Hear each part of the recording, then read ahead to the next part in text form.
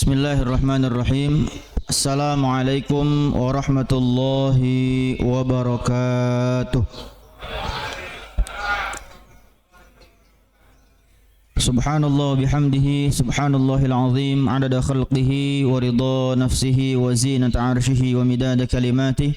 Ashhadu an la ilaha illallah wahdahu la syarika lah wa ashhadu anna Muhammadan abduhu wa rasuluhu la nabiyya wa la rasula ba'dah.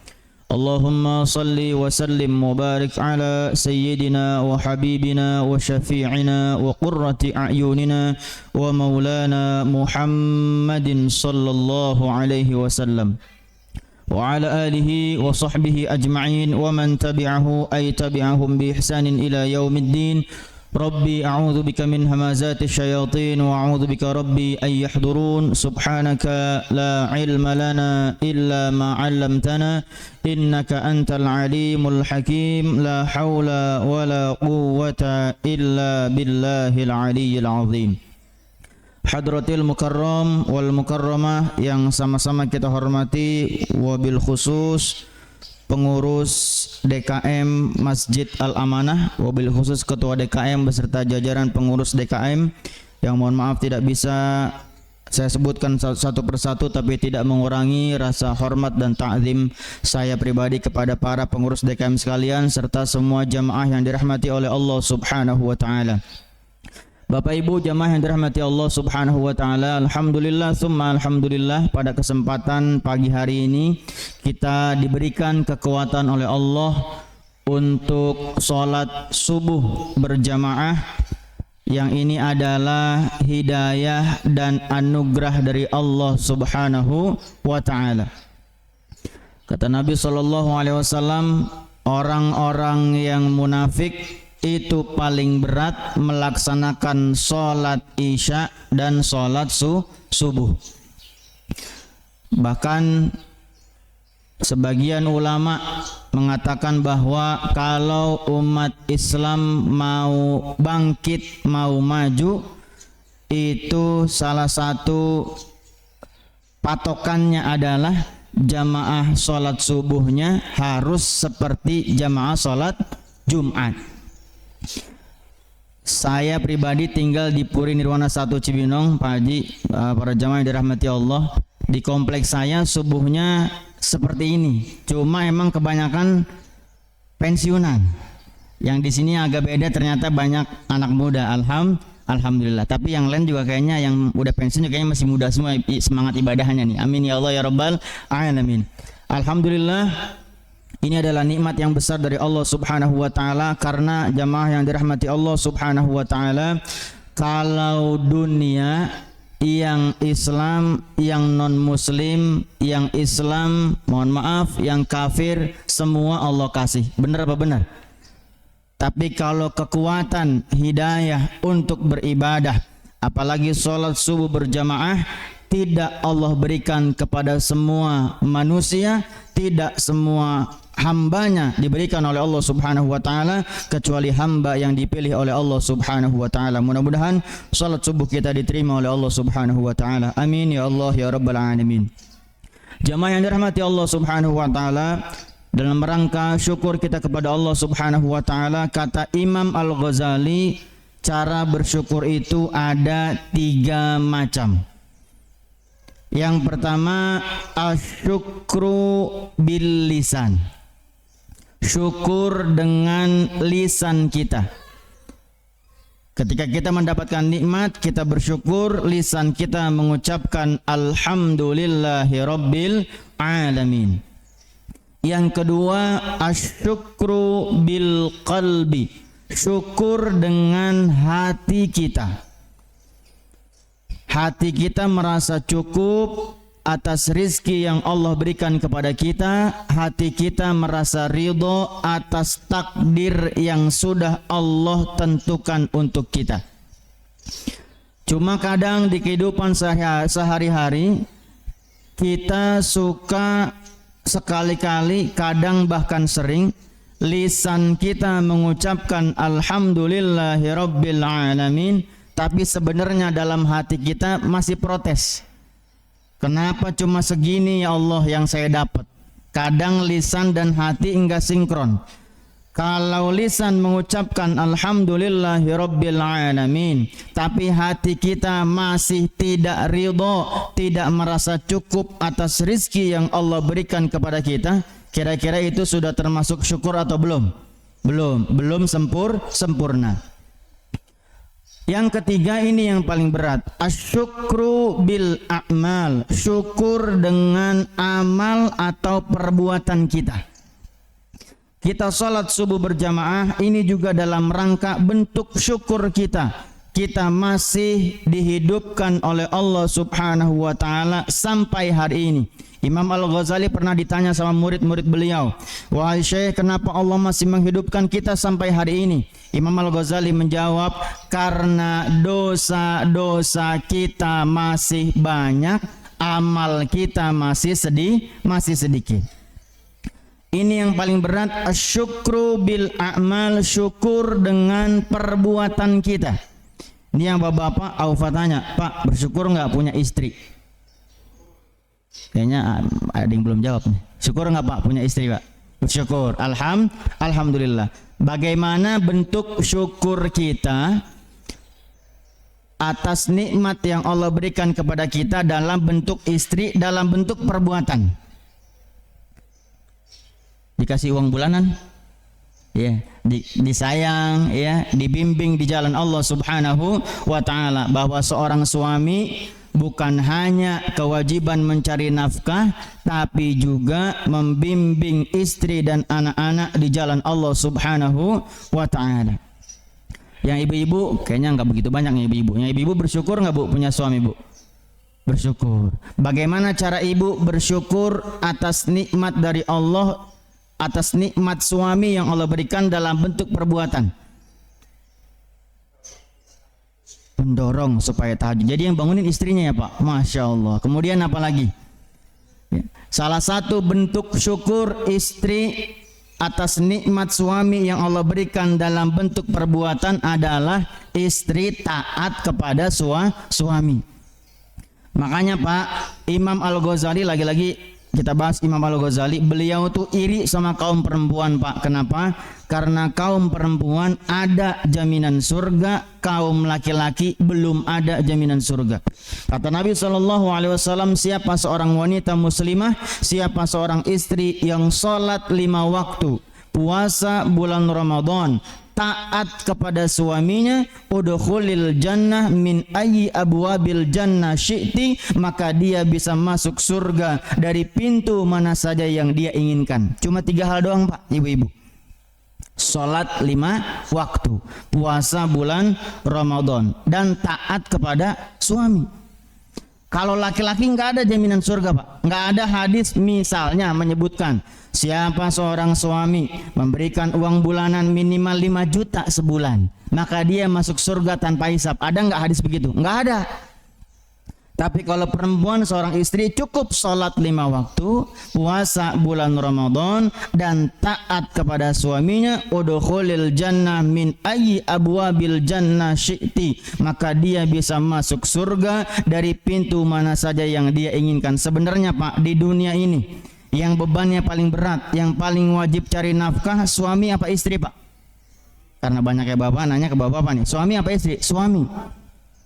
Di akhirat yang paling berat beban tanggung jawabnya suami apa istri? Ayah apa ibu? Ayah. Karena kita sebagai seorang suami, ya alhamdulillah Aufa sudah menikah berapa tahun lalu ya, ngisi imam taraweh di Masjid Al-Amanah. Lupa tahun berapa tuh. Mic-nya enak, masjidnya enak, Masya Allah. Mudah-mudahan ini menjadi saksi nanti di hadapan Allah Subhanahu wa taala untuk kita semua. Amin ya Allah ya Rabbal Alamin. Di dunia yang paling berat beban tanggung jawabnya suami, di akhirat yang paling berat bebannya suami. Ya, makanya Ufa suka ngomong sama ibu-ibu, Bu, jangan banyak ngomel-ngomel sama kita suami ya. Kenapa? Karena beban kita berat dunia akhirat.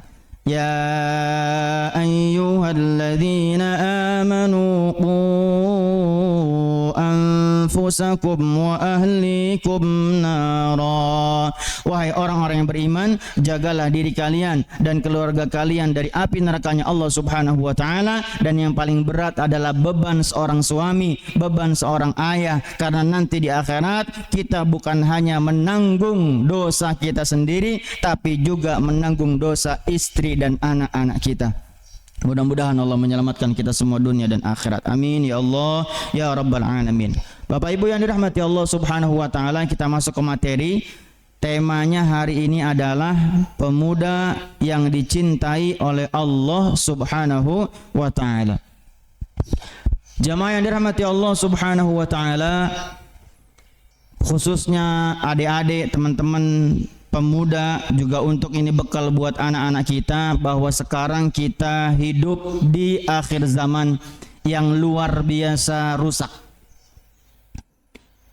Survei terbaru dari seluruh umat Islam di Indonesia yang sholat 5 waktu, kita belum bicara di masjid, yang sholat 5 waktu dari seluruh umat Islam di Indonesia baru sekitar 30 sekian persen.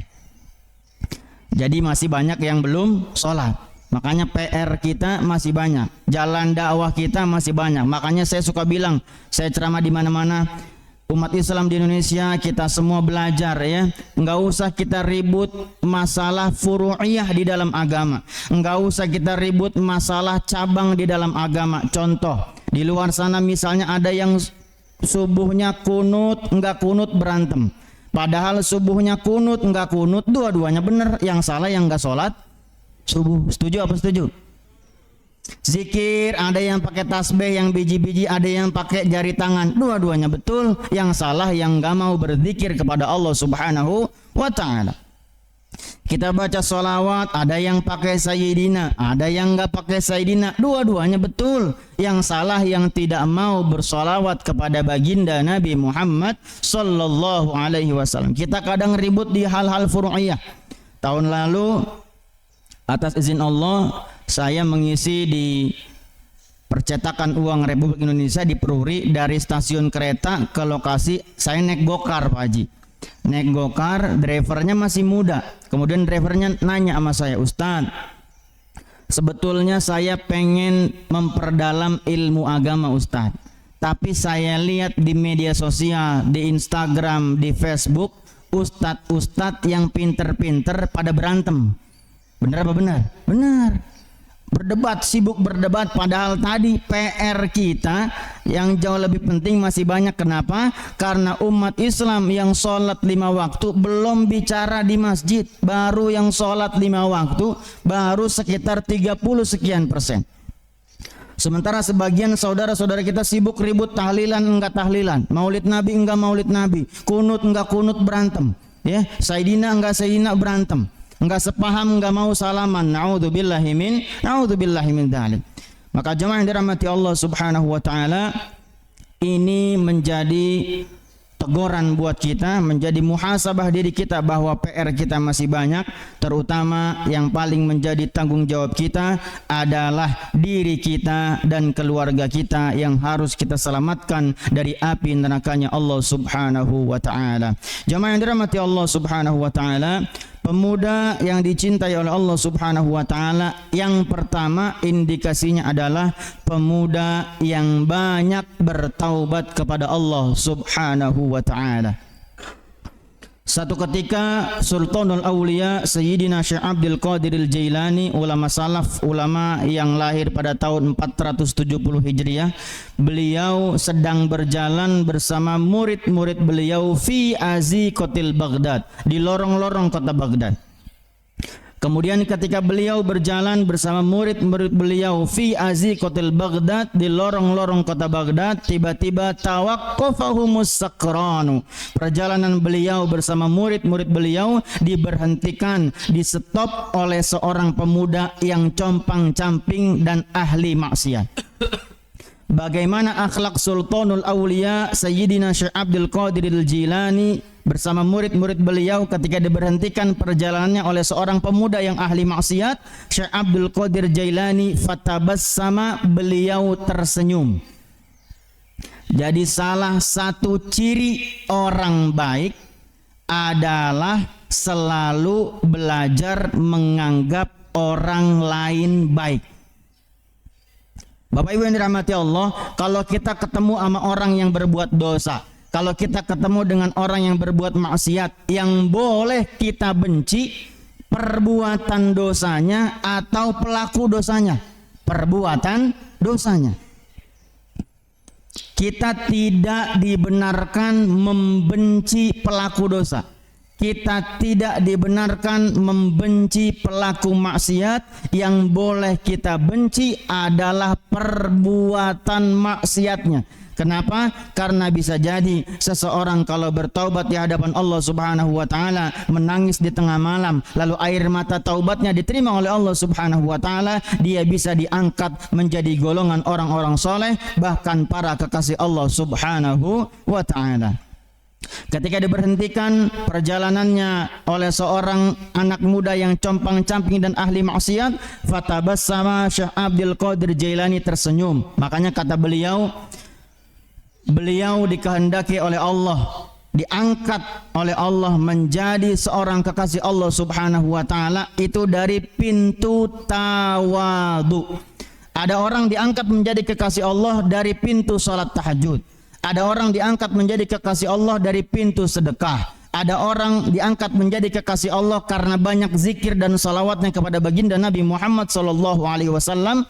Tapi kemudian Syekh Abdul Qadir Jailani diriwayatkan diangkat menjadi kekasih Allah, wali min awliyaillah, dari pintu tawadu atau rendah hati kepada orang lain.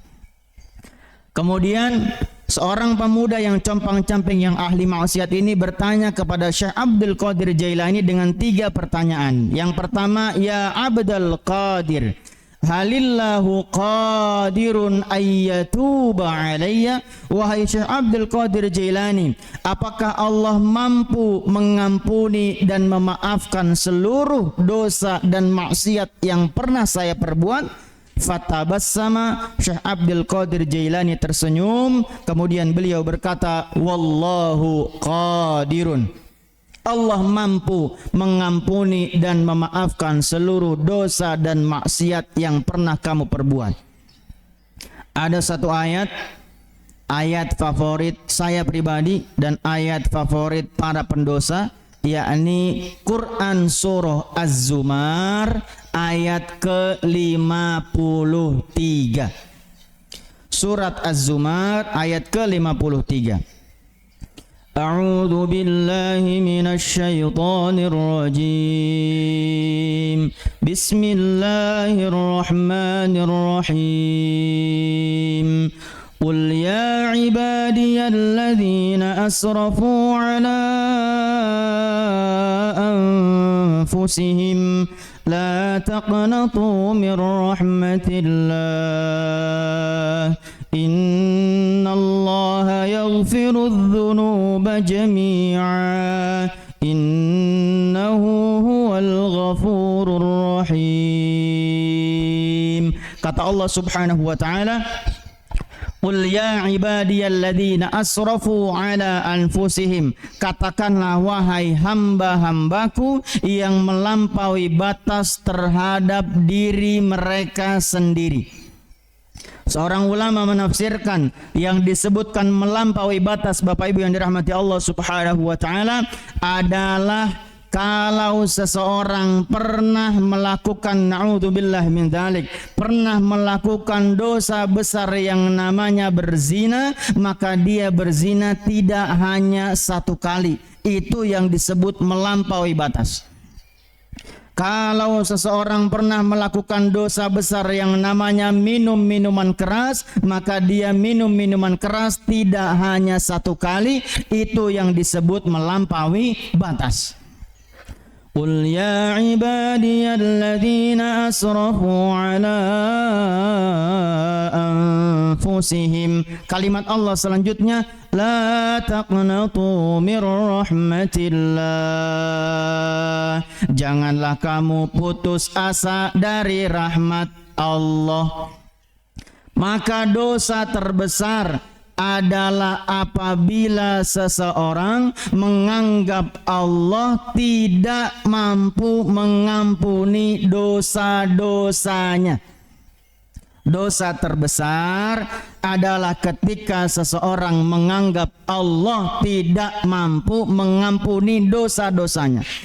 Ya, jadi biasanya kalau orang pernah bahkan sering melakukan dosa besar, dia suka berkata, kayaknya udah nggak mungkin nih Allah mengampuni saya. Misalnya orang sudah berzina berkali-kali, naudzubillahi min dzalik, kemudian dia bilang sama temannya, kayaknya nggak mungkin nih Allah ngampunin saya. Kalimat kayaknya Allah nggak mungkin ngampunin saya, itu dosanya jauh lebih besar daripada berzina.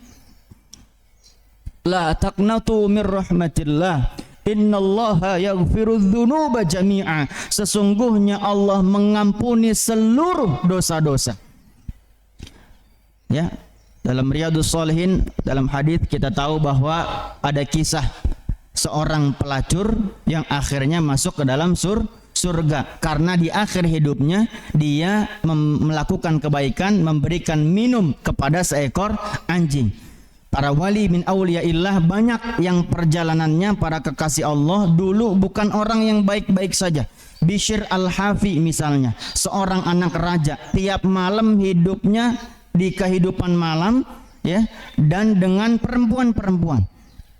Tapi kemudian ketika dia bertaubat kepada Allah dengan taubat yang sungguh-sungguh, kemudian dia diangkat menjadi kekasih Allah Subhanahu wa taala. Bishr al-Hafi. Al-Hafi itu gelar orang yang enggak mau pakai sendal.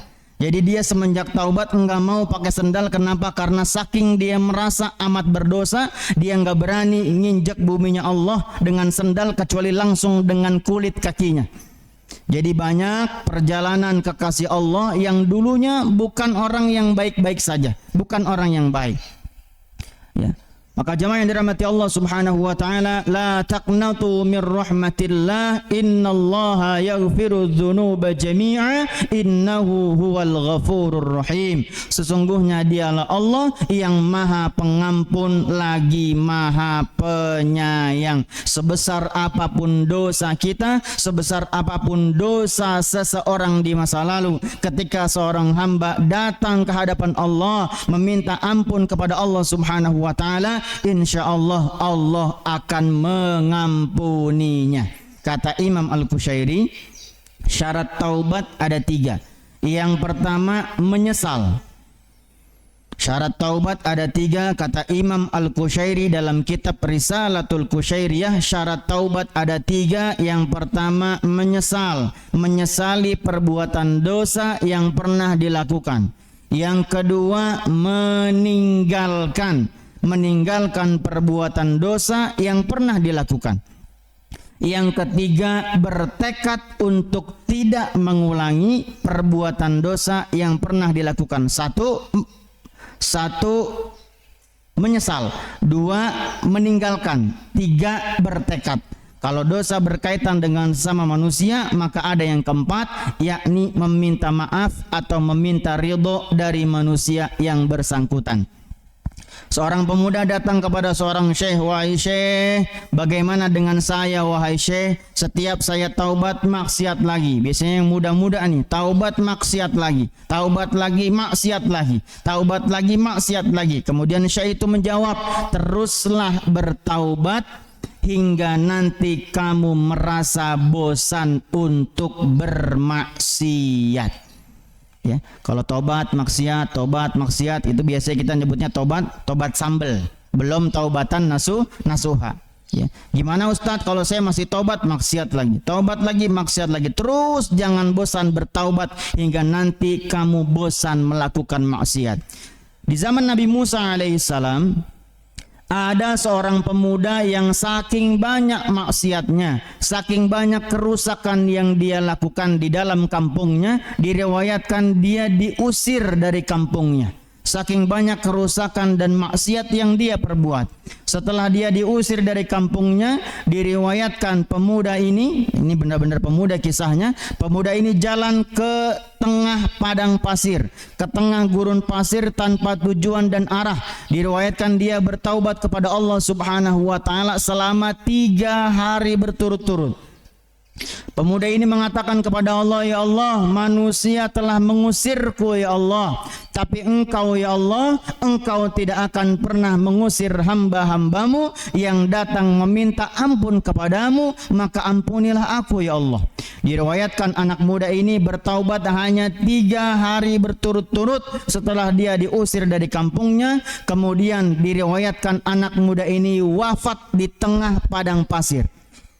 Ketika anak muda ini wafat, Allah berkata kepada Nabi Musa, wahai Musa, tolong urus salah satu jenazah kekasihku yang ada di tengah padang pasir, dan tidak ditemukan jenazah kecuali pemuda yang sudah diusir dari kampungnya 3 hari 3 malam. Dia bertaubat kepada Allah Subhanahu wa taala dan dia diangkat menjadi kekasih Allah Subhanahu wa taala.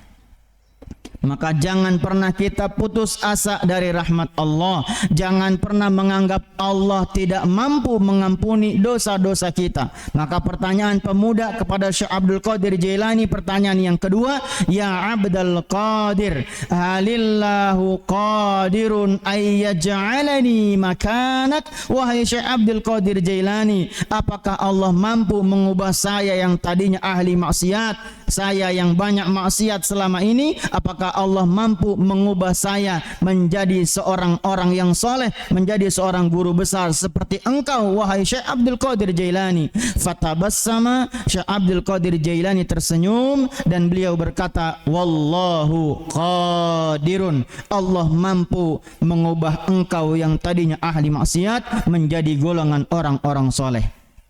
Pertanyaan yang ketiga, ini pertanyaan yang tidak langsung dijawab oleh Syekh Abdul Qadir Jailani. Pemuda ini bertanya, ya Abdul Qadir, halillahu qadirun ayyaj'alaka makani? Wahai Syekh Abdul Qadir Jailani, apakah Allah mampu mengubah engkau yang katanya orang soleh, yang katanya seorang kekasih Allah, yang katanya guru besar, apakah Allah mampu mengubah engkau menjadi orang yang bermaksiat seperti aku? Mendengar pertanyaan ini, Syekh Abdul Qadir Jailani tidak langsung menjawab, fabaka, beliau menangis, beliau tersungkur. Setelah beliau menangis, baru beliau berkata, wallahu qadirun, qadirun, qadirun, Allah mampu mengubah aku yang katanya orang soleh, yang katanya guru besar, yang katanya wali min awliyaillah, Allah mampu mengubah aku menjadi orang yang berdosa seperti kamu. Apa pelajarannya? Kita yang hari ini sudah ada di jalan Allah, kita yang hari ini sudah diizinkan dan diberi kekuatan oleh Allah untuk meninggalkan maksiat, meninggalkan masa lalu kelam kita. Kita yang hari ini sudah istiqomah salat berjamaah, kita yang hari ini sudah istiqomah melaksanakan salat sunnah, kita yang hari ini sudah istiqomah membaca bahkan menghafalkan Quran, teruslah kita meminta perlindungan kepada Allah Subhanahu wa taala bahwa kita belum betul-betul baik sebelum kita nanti wafat dalam keadaan baik atau husnul khatimah. Makanya dulu ada kisah juga di zaman Nabi Musa, ya, ada Kiai Barseso atau Barsisa, ya, diriwayatkan beliau adalah orang soleh, ya, seorang guru besar, tapi kemudian karena dia sombong, diriwayatkan orang soleh ini di akhir hidupnya melakukan 3 dosa besar. Jadi ceritanya ada setan menyerupai manusia di dekat Kiai Barseso ini, diriwayatkan, ya, biasanya Kiai ini 1 rakaat 5 menit, ini setan 10 menit, setan yang menyerupai manusia. Biasanya ini Kiai zikirnya 1000, ini setan menyerupai manusia 10.000. Kemudian kata si Kiai ini, kepada manusia ini, kenapa engkau bisa lebih hebat ibadahnya seperti aku? Kemudian kata manusia, yang padahal setan menyerupai manusia ini, dia berkata, saya berbuat dosa dulu. Nah ini juga hati-hati nih, karena biasanya setelah berbuat dosa menyesal, kemudian bangkit semangat ibadahnya. Nah ini tipuan setan ya. Kemudian diriwayatkan, silakan Kiai pilih 3 dosa. 1, minum minuman keras, mabok. 2, berzina. 3, membunuh. Kemudian seorang kiai ini diriwayatkan zaman dulu memilih dosa yang menurut dia dari 3 ini paling ringan, yakni minum minuman keras. Diriwayatkan kiai ini datang ke satu tempat minuman, dia melakukan dosa besar minum minuman keras, kemudian dia mabuk, enggak sadar. Kemudian ketika dia enggak sadar, diriwayatkan dia memperkosa perempuan yang jual minuman tersebut, dia berzina. Kemudian setelah dia berzina, ada anak kecil yang melihat perbuatan mantan kiai ini. Anak kecil ini mau lapor ke masyarakat, dikejar sama kiai ini, akhirnya dibunuh sama Kiai Barseso ini. Akhirnya dia berbuat dosa, 3 dosa besarnya, dan setelah itu diriwayatkan dia wafat su'ul khatimah. Na'udzubillahi min dzalik. Maka kita yang sudah ada di jalan Allah, jangan pernah merasa suci dari yang lain. Wala tuzakku anfusakum. Jangan merasa suci, jangan merasa lebih soleh dari yang lain, karena belum ada jaminan kita husnul khatimah. Terus di setiap salat kita minta ihdinas siratal mustaqim, siratal ladzina an'amta alaihim ghairil maghdubi alaihim waladdallin. Kita minta hidayah, petunjuk dari Allah Subhanahu wa taala, sampai nanti kita betul-betul Allah wafatkan dalam keadaan husnul khatimah. Amin ya Allah ya rabbal alamin. Jadi ada kalimat seorang ulama begini Bapak Ibu, bersih itu baik, merasa bersih itu jelek. Kotor itu jelek, merasa kotor itu bagus. Maksudnya apa Ustadz? Bersih itu baik, beramal soleh itu baik. Merasa bersih itu jelek, merasa paling soleh, merasa lebih soleh dari orang lain itu bagus apa jelek? Jelek. Kotor itu jelek, berbuat dosa, berbuat maksiat itu jelek. Merasa kotor itu bagus, merasa banyak dosa itu bagus. Sekelas Imam Syafi'i Bapak Ibu, 7 tahun hafal Quran, ya, mujtahid madhab, ya. Imam Asy-Syafi'i berkata, uhibbus sholihin walam akum minas sholihin. Aku mencintai orang-orang soleh walaupun aku bukan bagian dari mereka.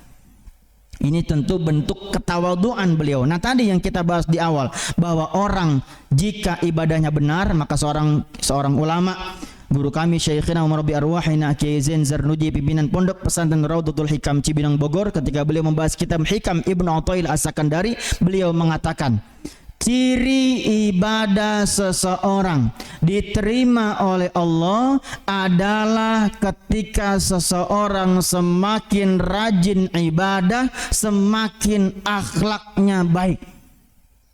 Ciri ibadah seseorang diterima oleh Allah adalah semakin dia rajin ibadah, semakin dia banyak senyum sama tetangganya, semakin dia baik sama saudaranya, semakin dia baik sama keluarganya, semakin dia baik sama suami atau istrinya. Sebaliknya, ciri ibadah seseorang ditolak oleh Allah adalah manakala seseorang makin rajin ibadah, makin dia sombong, makin rajin ibadah, makin dia gampang meremehkan orang lain, makin dia rajin ibadah, makin dia gampang menghina orang lain. Na'udzubillahi min dzalik. Karena orang yang paling banyak ibadahnya dan paling baik akhlaknya adalah baginda Nabi Muhammad sallallahu alaihi wasallam. Ini buat muhasabah diri kita.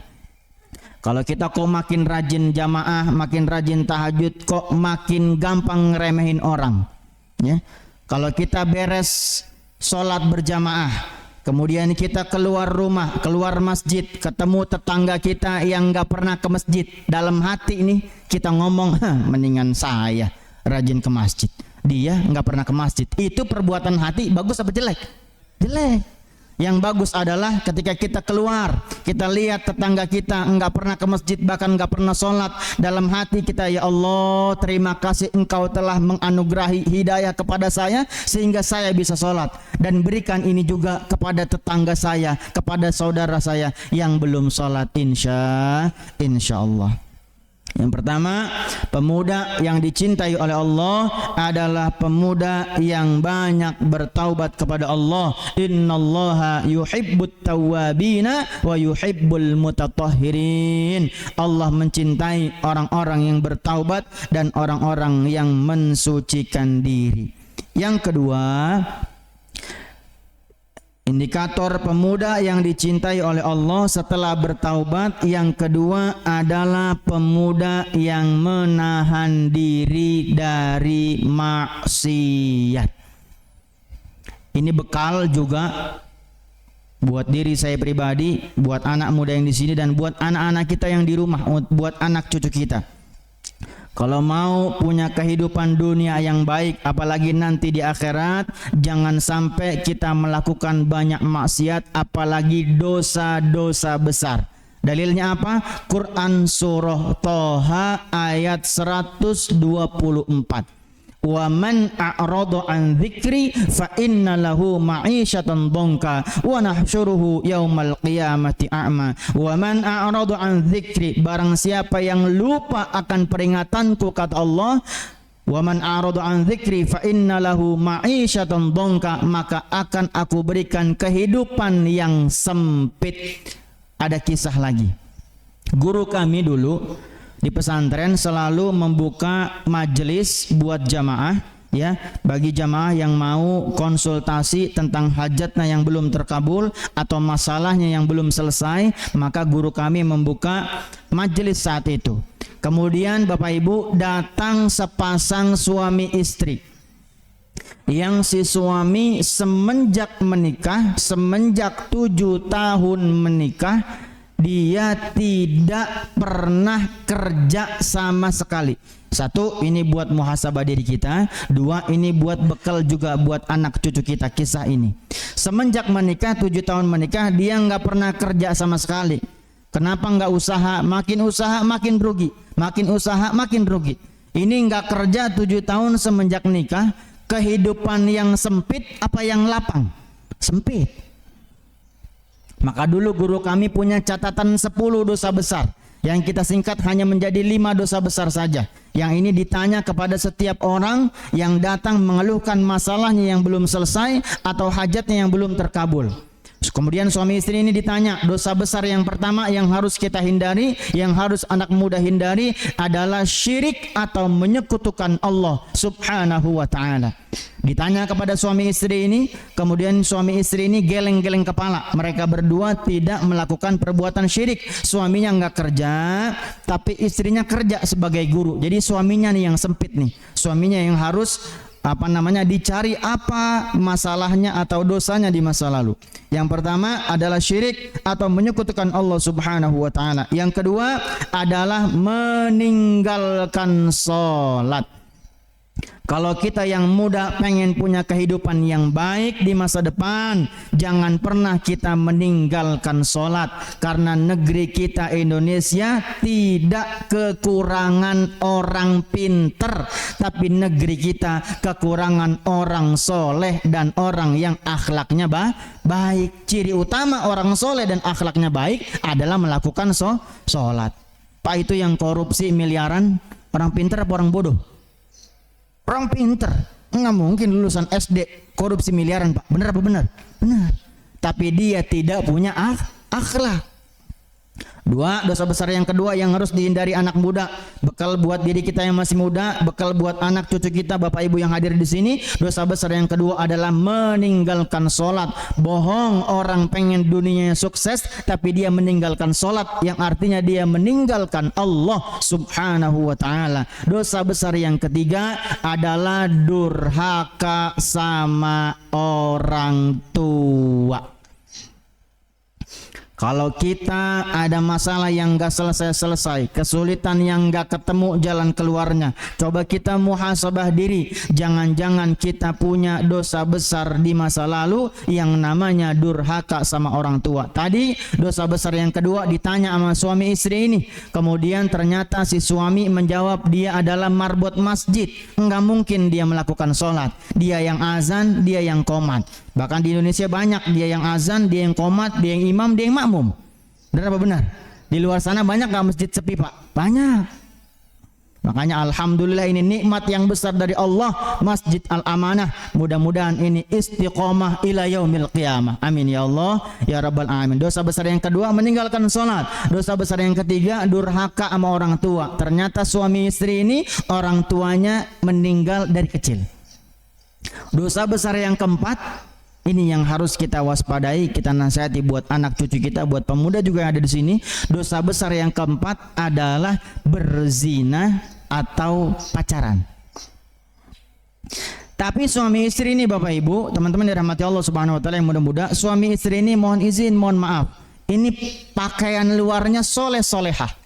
Ya, mohon maaf, izin suaminya tuh mohon izin suaminya mukanya bersih, muka orang sholat lah kan beda. Maaf, bukan lagi kita nilai orang lain ya, tapi kita akan lihat muka yang kena wudu sama yang enggak kena wudu beda apa beda Pak? Beda. Nah ini si bapak ini mukanya muka orang sholat, jenggotnya panjang, mohon maaf celananya cingkrang, ini orang masjid karena dia juga marbot. Enggak tega guru saya nanya dosa besar yang keempat. Apa tadi dosa besar keempat? Berzina. Akhirnya lanjut dosa besar yang kelima, harta haram ya, termasuk sekarang viral ya Pak, marak judi online dan lain sebagainya. 6 sampai 10 samalah intinya harta haram. Akhirnya karena si suami yang bermasalah, guru kami tanya secara empat mata. Bapak, sebetulnya ada satu dosa besar yang belum saya tanya. Kemudian bapak ini nangis duluan. Iya Ustadz, kayaknya saya tahu dosa besar yang belum Ustadz tanya. Kemudian guru kami nanya, iya Pak, apakah Bapak dulu pernah melakukan dosa besar kepleset yang namanya berzina? Kemudian Bapak ini menangis sejadi-jadinya dan dia mengaku di hadapan guru kami dan di hadapan Allah Subhanahu wa taala bahwa dulu dia pernah melakukan dosa besar yang namanya zina, tapi tidak dengan istrinya. Ada sepasang suami istri datang Pak, mengeluhkan setiap bininya hamil. Bahasa Betawi bini ya, setiap istrinya hamil keguguran, hamil lagi keguguran, hamil lagi keguguran lagi. Ternyata dosa besar mereka di masa lalu, mereka pacaran, berzina, hamil di luar nikah, digugurin. Pacaran, hamil di luar nikah, berzina, hamil di luar nikah, digugurin. Begitu terus. Ternyata azab hukuman dari Allah di dunia adalah setiap istrinya hamil selalu keguguran. Na'udzubillahi min dzalik. Ini buat diri kita, buat bekal anak cucu kita. Jangan begini Pak, nanti bulan Ramadan buka puasa bersama, reuni misalnya ya. Kemudian kita nanya teman kita, kerja di mana ente sekarang? Belum kerja, zina nih. Enggak begitu ya. Ini buat muhasabah diri kita. Wa man a'rada an dzikri fa inna lahu ma'isyatan dhanka. Barang siapa yang lupa akan peringatanku, orang yang berzina lupa akan peringatan Allah. Orang yang melakukan dosa besar lupa akan peringatan Allah. Ada yang nanya, Ustadz, kok ada di luar sana orang yang sholat enggak pernah, maksiatnya rajin, tapi duitnya banyak, bininya cakep, lakinya ganteng, anaknya cakep-cakep. Itu namanya istidraj, penundaan hukuman. Ini yang gak enak Pak. Quran surah Al-An'am ayat 44. Ketika mereka akan lupa akan peringatan kami bukakan kesenangan kepada mereka, lalu kami azab mereka secara mendadak hingga mereka berputus asa. Lagi kaya-kayanya, lagi terkenal-terkenalnya, lagi gede-gedenya tender dia dapat, dia wafat su'ul khatimah. Na'udzubillahi min dzalik. Tadi ini orang yang dosa besar dihukum oleh Allah. Misalnya dia nggak dapat kerja, misalnya dia nggak punya anak, dia dihukum sama Allah di dunia. Itu masih bentuk kasih sayang Allah atau bukan? Bentuk kasih sayang Allah.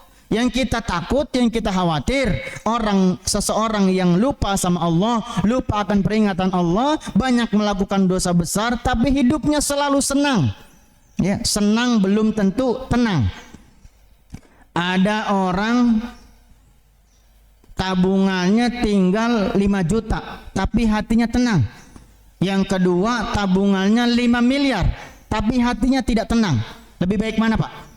5 juta tenang, 5 miliar tidak tenang? 5 miliar tenang. Amin ya Allah ya Rabbal.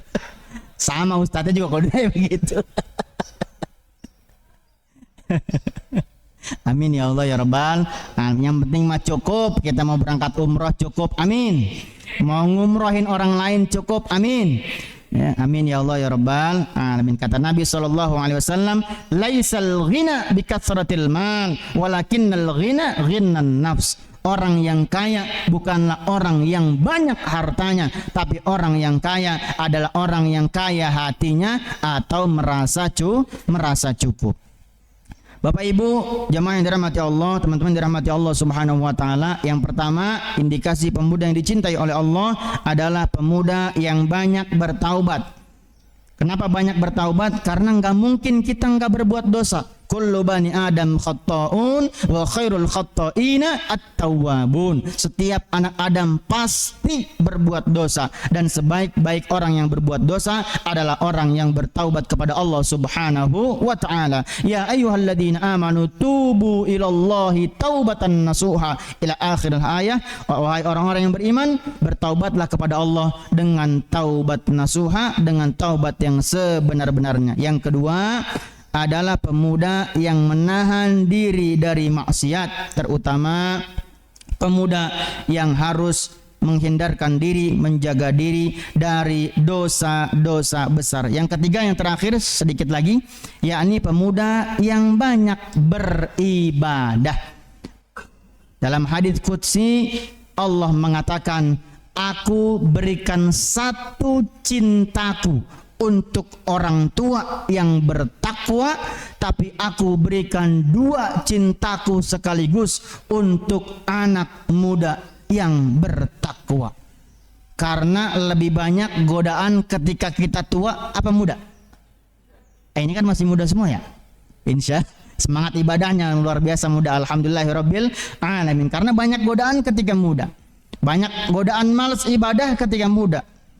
Maka kata Allah Subhanahu wa taala dalam hadits qudsi, aku berikan satu cintaku untuk orang tua yang bertakwa dan aku berikan 2 cintaku sekaligus untuk anak muda yang bertakwa. Mudah-mudahan anak muda yang hadir di sini dan anak-anak muda, anak cucu kita semua yang masih pada muda menjadi anak muda yang dicintai oleh Allah Subhanahu wa taala. Mudah-mudahan orang tua juga yang hadir di sini menjadi orang tua yang dicintai oleh Allah Subhanahu wa taala, yakni kita menjadi orang-orang yang banyak bertaubat dan menahan diri dari maksiat dan juga memperbanyak ibadah kepada Allah Subhanahu wa taala hingga nanti mudah-mudahan Allah mewafatkan kita semua dalam keadaan husnul khatimah. Amin ya Allah ya rabbal alamin. Ada kuis?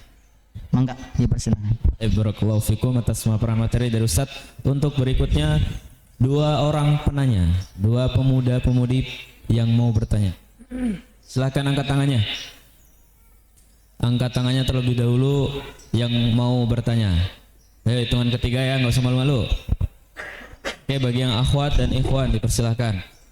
Hitungan ketiga diangkat tangannya. 1, 2, 3. Oke, itu yang angkat tangan. Kalau nggak ada Ustadz aja yang nanya. Iya Ustadz ya. Kalau ya yang ikhwan 2 orang penanya, silahkan. Ada? Oke, 1. Yang ikhwan dikip dulu ya. Sebentar. Yang ikhwan Putra. Wah ini termasuk ya Pak. Boleh silahkan.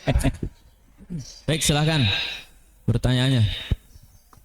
Assalamualaikum warahmatullahi wabarakatuh. Waalaikumsalam warahmatullahi wabarakatuh. Ustadz, bagaimana agar seorang pemuda bisa mencintai Allah lebih daripada mencintai dunia dan hawa nafsunya? Kenapa? Bagaimana seorang pemuda mencintai Allah lebih daripada mencintai dirinya? Kurang lebih gitu ya? Mencintai Allah lebih dari mencintai dirinya sendiri. Nah, itu pertanyaan pertama. Mungkin langsung pertanyaan kedua. Baik. Oke, pertanyaan kedua. Silakan. Mungkin kenalan dulu nih. Dari mana? Assalamualaikum warahmatullahi wabarakatuh. Assalamualaikum warahmatullahi wabarakatuh. Saya Aldi dari grup BBS Bapak-Bapak Muda Subuhan. Ada mudanya. Yang ingin saya tanyakan itu tadi disebutkan bahwa seorang ayah atau suami itu menanggung dosa istrinya dan anak-anaknya. Kalau istri mungkin sampai akhir. Lalu untuk anaknya itu sampai kapan? Dan apabila istri itu sudah tidak menjadi istri, apakah sudah hilang tanggung jawabnya atau gimana? Baik. Terima kasih. Barakallahu fikum untuk yang bertanya. Untuk silahkan satu. Baik, yang pertama pertanyaan adalah bagaimana kita sebagai pemuda belajar mencintai Allah melebihi cinta kita kepada diri sendiri. Maka kita harus sering belajar ikut atau taat dengan apa yang Allah mau, ikut dengan apa yang Allah mau, bukan dengan apa yang kita mau. Contoh, Allah memerintahkan kita, Allah maunya kita sholat di masjid, sholat berjamaah. Diri kita sendiri, hawa nafsu kita, enaknya sholat di masjid apa di rumah? Kata hawa nafsu, enaknya di rumah. Subuh kan enaknya tidur, kata hawa nafsu. Tapi ketika kata Allah ganjarkan pahala 27 derajat buat siapa yang sholat berjamaah di masjid, maka kita berhasil atas izin Allah mengikuti apa yang Allah mau. Itu juga sudah termasuk mencintai Allah melebihi cinta kita kepada diri sendiri. Jadi cinta kita kepada diri sendiri itu cinta kepada hawa nafsu kita. Ya, malam-malam sholat isya, pulang kerja isya jam 7:10 misalnya, atau 7:15 pulang kerja capek. Enaknya kan kata hawa nafsu. Kalau kita cinta sama diri kita, enaknya di rumah nyantai, minum kopi, makan malam, nggak usah ke masjid sholat isya. Tapi kata Allah, sholat ke masjid. Kalau kita bisa mengalahkan hawa nafsu kita sendiri, itu termasuk belajar kita mencintai Allah melebihi cinta kita kepada diri kita sendiri. Maka patokannya, kalau itu bertolak belakang, berlawanan dengan hawa nafsu kita, maka itu harus kita lawan, dan itu termasuk kita belajar mencintai Allah melebihi cinta kita kepada diri kita sendiri. Pertanyaan yang kedua, kata Nabi SAW, kullukum ra'in wa kullukum mas'ulin an ra'iyati. Setiap di antara kita adalah pemimpin. Seorang suami pemimpin apa bukan? Pemimpin. Seorang ayah pemimpin apa bukan? Pemimpin. Sampai kapan seorang suami bertanggung jawab atas istrinya? Kalau misalnya mohon maaf, si perempuan sudah tidak menjadi istrinya, maka itu bukan lagi tanggung jawabnya. Sampai kapan seorang ayah bertanggung jawab atas anak-anaknya? Kalau seorang laki-laki sampai akhir ayat. Kalau seorang perempuan sampai dia menikah. Karena ketika seorang perempuan menikah, maka dia menjadi tanggung jawab suaminya. Makanya ada kabar gembira juga. Aufa teringat dengan hadits Nabi SAW. Ada kabar gembira Pak buat kita yang punya anak perempuan. Kata Nabi SAW, siapa yang punya anak perempuan 3, kemudian berbuat baik kepadanya, menjaga mereka sampai mereka menikah dalam keadaan suci. Kita paham maksudnya suci apa? Maka jaminannya adalah surga. Kemudian seorang sahabat bertanya, bagaimana jika anak perempuannya hanya 2 ya Rasulullah? Jaminannya adalah surga. Bagaimana jika anak perempuannya hanya 1 ya Rasulullah? Jaminannya adalah surga. Karena baginda Nabi tahu dari zaman dulu sampai sekarang sulit menjaga anak perempuan. Ya, maka anak perempuan adalah benteng ayah ibunya dari api nerakanya Allah Subhanahu wa taala. Cuma Pak, Bu, izin Aufa tambahkan, resiko kita hidup di akhir zaman sekarang bukan cuma sulit menjaga anak perempuan, kita juga sulit menjaga anak laki-laki. Kenapa? Karena sekarang ada lagi yang namanya LGBT. Izin cerita sedikit Pak, berapa bulan lalu tahun kemarin, Aufa naik KRL dari stasiun Gondang Dia menuju stasiun Cibinong, rumah Aufa di Cibinong. Kemudian Bapak Ibu yang dirahmati Allah, teman-teman dirahmati Allah Subhanahu wa taala, saya Ustadz Aufa kan kalau di luar enggak begini Pak. Saya pakai celana panjang biasa, kemudian pakai kaos kayak gitu tuh, pokoknya kayak gini nih. Pakai celana panjang, pakai kaos, nggak pakai peci, pokoknya saya mirip Aliando lah. Kalau di luar gitu, katanya gitu. Itu Pak, saya izin cerita Pak. Di KRL Pak, gerbong kereta itu kan rame Pak. Saya bawa peci cuma nggak saya pakai. Saya habis ngisi pengajian, saya lepas baju koko lah, gerah lah karena di luar. Itu di gerbong kereta di stasiun Gondang Dia Pak, itu kan banyak orang. Pas saya nengok ke sebelah kiri, mohon maaf. Ya kita ini ngambil pelajaran. Ada, kita kan tahu laki-laki kalau kayak perempuan kan kita tahu ya Pak. Dia udah tua sekitar umur 40-an, dia sama temennya perempuan. Kayaknya dia ngasih tahu, tuh ada cowok ganteng kayaknya. Kemudian pas saya nengok ke kiri Mas, Pak, Bapak Ibu yang dirahmati Allah, itu dia berani Pak melambai tangan ke saya. Saya buru-buru pakai peci Pak. Dalam hati saya, lu nggak tahu gue ustadz gitu. Maksudnya kenapa saya ceritakan ini Pak, di zaman sekarang, mohon izin, mohon maaf. Zaman dulu orang sembunyi-sembunyi Pak maksiat. Zaman sekarang orang berani menggoda bukan lawan jenis, yang sesama jenis aja berani orang melakukan terang-terangan. Berapa waktu lalu juga viral di media sosial, Alfa lupa namanya. Anak dari seorang selebgram. Mungkin ada yang tahu di sini, umurnya 5 tahun. Biasanya dia ke masjid, sekarang dia nggak mau ke masjid. Berhari-hari dia nggak ke masjid. Ini pelajaran buat kita, lagi-lagi buat orang tua. Jaga ya ayyuhalladzina amanu qu anfusakum wa ahlikum nara. Mudah-mudahan anak-anak kita dijaga oleh Allah Subhanahu wa taala. Ini anak 5 tahun Pak. Dia nggak mau ke masjid lagi. Setelah ditanya, ternyata dirayu sama ibunya, ditanya, ternyata dia mengalami pelecehan seksual. Dan ketika ditanya tersangkanya Pak, pelakunya Pak, umur berapa Pak? Kelas 3 SD. Kita mau nyalain siapa? Makanya sekarang, maaf, saya menasihati diri saya pribadi, nggak usah kita ngurus dosa orang lain, nggak ada urusan kita sama dosa orang. Kita tugas kita berdakwah betul, tapi kalau orang berbuat dosa orang lain, kita nggak ada urusan. Yang kita ada tanggung jawab nanti di hadapan Allah, ya ayyuhalladzina amanu qu anfusakum wa ahlikum naro. Jaga diri kita, jaga istri kita, jaga anak cucu kita dari api nerakanya Allah Subhanahu wa taala. Kita di zaman ini, yakni di zaman orang-orang yang terang-terangan berbuat maksiat, bukan lagi sembunyi-sembunyi. Mudah-mudahan Allah menjaga kita dan keluarga kita. Amin ya Allah ya Rabbal Alamin. Maaf jadi kepanjangan. Tak apa Ustaz. Untuk berikutnya pertanyaan dari Ustadz, kemudian anak-anak muda kita menjawab. Baik, Gitu Ustaz. Mungkin pertanyaannya yang singkat, ringan-ringan dulu Ustaz. ringan. Baik. Supaya Berapa pertanyaan? 4 pertanyaan Ustaz. 4. 4 pertanyaan, tapi 2 dulu Ustaz. 2 dulu. Yang jawab dapat hadiah. Yang nanya dapat nggak?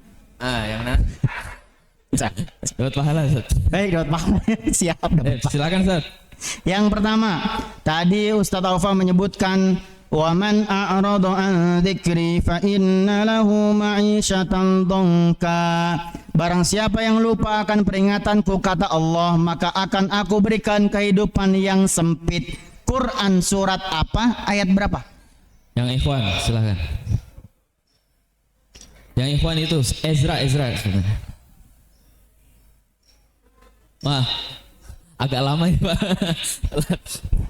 MC-nya aja yang nunjuk deh. Quran surat Toha ayat 124. Tolong bacakan ulang. Salah itu. Ayo, Dioper. buka Quran boleh. Ayo ikutin Ustadznya nggak apa-apa. Wa man a'rada an dzikri fa innahu ma'isyatan dongka. Baik, sadaqallahul adzim. Ya, betul. Betul Ustaz. Betul. Alhamdulillah. Silakan. Pertanyaan kedua Ustaz langsung. Pertanyaan kedua. Sebutkan ciri-ciri atau indikasi pemuda yang dicintai oleh Allah. Ada 3 poinnya. Yang akhwat ini. Oke. Silakan. Yang pertama, pemuda yang banyak bertaubat. Yang kedua, pemuda yang menahan dirinya dari maksiat. Yang ketiga, pemuda yang banyak beribadah. Alhamdulillah. Benar Ustaz? Betul. Alhamdulillah. Pertanyaan berikutnya Ustaz. Kita bagi-bagi hadiah. Berapa pertanyaan lagi? 2 pertanyaan lagi Ustaz. Pertanyaan selanjutnya, berapa pertanyaan tadi yang diajukan oleh pemuda yang ahli maksiat yang compang-camping kepada Syekh Abdul Qadir Jailani, dan apa saja pertanyaannya? Putra. Kalau berapa pertanyaannya? Ayo. Berapa pertanyaannya? Tadi ada cerita. Coba angkat tangannya yang tinggi. Berapa pertanyaan?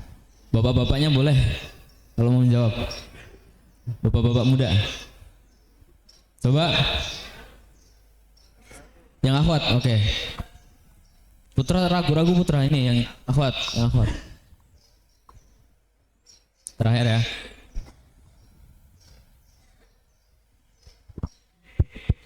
Bismillah.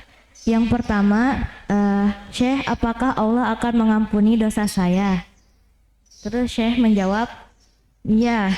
Terus yang kedua, apakah Allah mampu mengubah yang ahli maksiat menjadi orang soleh? Terus Syekh menjawab, iya. Terus yang ketiga, apakah Allah mampu mengubah Syekh yang ahli ibadah menjadi orang yang ahli maksiat? Syekh tidak langsung menjawabnya, namun langsung menangis dan iya. Ya, betul. Alhamdulillah, terima kasih. Barakallahu fikum. Untuk berikutnya, khususnya anak-anak muda, tolong ya untuk dipersiapkan pertanyaan. Insya Allah dapat hadiah yang amat luar biasa. Jadi jangan malu-malu. Oke, terima kasih untuk Ustadz. Mudah-mudahan Allah mudahkan jejak langkah dakwahnya di dalam segala urusannya, dan mudah-mudahan Allah berkahi kehidupan Ustadz. Oke, kami ucapkan jazakumullahu khairan katsiran kepada jamaah sekalian. Untuk itu mari kita tutup dengan baca hamdalah dan doa kafaratul majlis. Alhamdulillahirabbil alamin. Subhanaka Allahumma wa bihamdika asyhadu an la ilaha illa anta astaghfiruka wa atubu ilaik. Assalamualaikum warahmatullahi wabarakatuh.